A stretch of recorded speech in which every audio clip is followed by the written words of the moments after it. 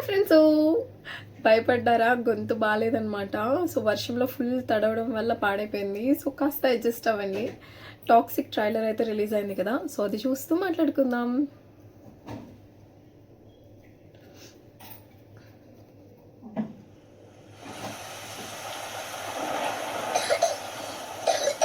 Same నాకులాగే దగ్గుతున్నారు ఎవరు.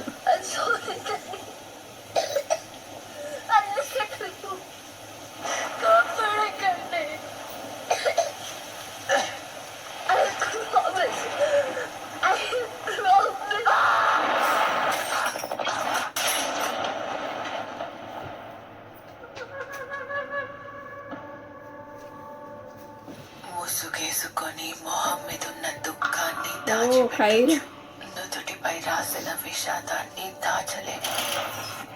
నన్ను వదిలి వెళ్ళదమ్మా, చూడడం ఇష్టం లేదు. యష్ వాళ్ళ కొడుకు ఆ చిన్న బాబు, కైరా ఏమో మమ్మీ. మనకు తెలుస్తుంది క్యారెక్టర్స్ క్లియర్గా ఇందులో మెన్షన్ చేశారు కాబట్టి. సో చాలా పెయిన్ఫుల్గా వెళ్తుంది వీళ్ళ జర్నీ అనేది, స్టోరీ అనేది. ఏదో పెద్ద ట్రాజడీ జరిగింది వాళ్ళ లైఫ్లో. సో అది మనకి ఏంటి అనేది తెలీదు, బట్ ఆ ట్రోమాలో ఉన్నారనమాట ప్రస్తుతానికి. విడిపోయారు అనిపిస్తుంది. నాన్నకి నా మొహం చూడడం ఇష్టం లేదురా అని అరుస్తుంది కదా తను.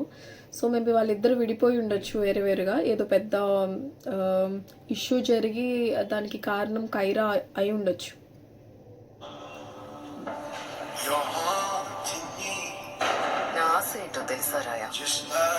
రాయా ఈ సిటీ నేను ఏలాలి. ఓహో, నా సిటీకి వచ్చి నా ఫ్యామిలీని తెచ్చేసాం.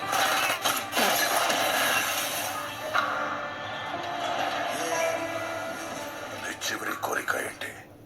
పెద్దగా ఏం లేదు. నీ తమ్ముణ్ణి కాల్చి అది పూడితో లైన్ గీసి అని పీల్చాలనుంది. ఏముంటావు?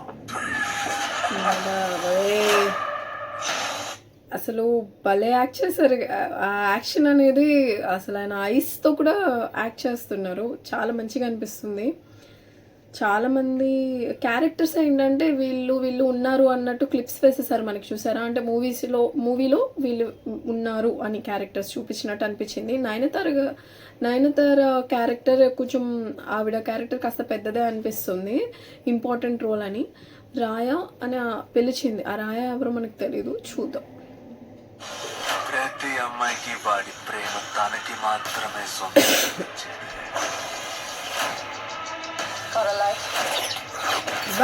వాడి మనసు షార్ట్. ఏ బంధానికి చిక్కకుండా గాల్లో పక్షిలా స్వేచ్ఛగా ఎగురుతుండేది.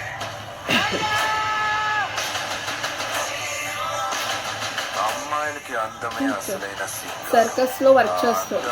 ఆయుధంగా వాడితే బంగారం. ఇక్కడ నుంచి వాళ్ళ లవ్ స్టోరీ స్టార్ట్ అయింది అనుకుంటా. ఓహో,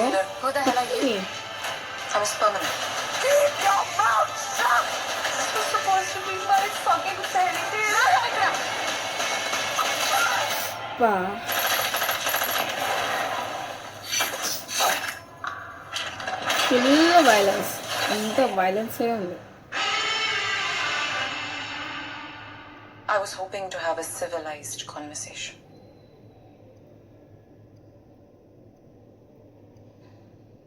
Do I look civilized to you?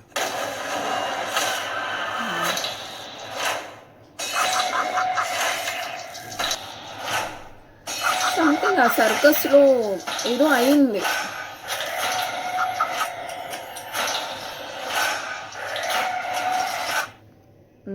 Circus అదంతా ఒక ఎసెట్ అనుకుంటా మేబీ వాళ్ళకి. Hello, Daddy.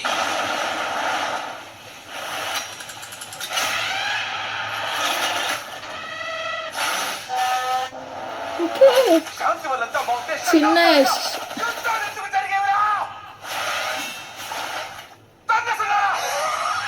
చిన్నప్పుడు అలా అయితే ఇది చివరికి ఎలా ముగుస్తుందో నీకు తెలుసు కదా. ఓకే, చిన్నప్పుడు సారీ డాడీ నేను ఇప్పుడు ఇలా చేయను సంథింగ్ అన్నాడు కదా, తను ఇప్పుడు పెద్దోడు అయిపోయాడు, పెద్ద యష్ అయిపోయాడు అనమాట. ఎందుకు ఇంత వైలెంట్గా ఉన్నాడో తెలీదు. It's time. I'm coming! Be ready to battle chaos with chaos.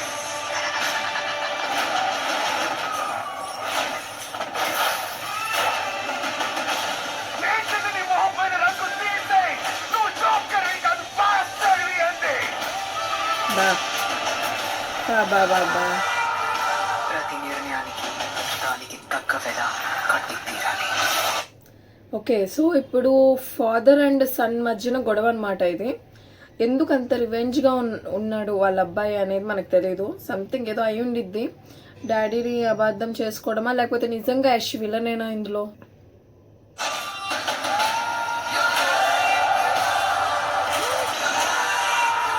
ప్రతి నిర్ణయానికి దానికి తగ్గ వెల కట్టి తీరాలి.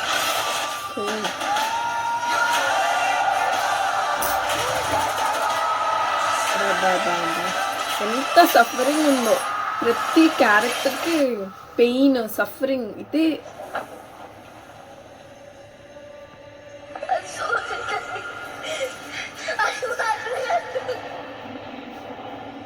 ఓకే, ఎమోషనల్ కూడా ఉన్నట్టుంది. నిజంగా టాక్సిక్గానే ఉంది ట్రైలర్.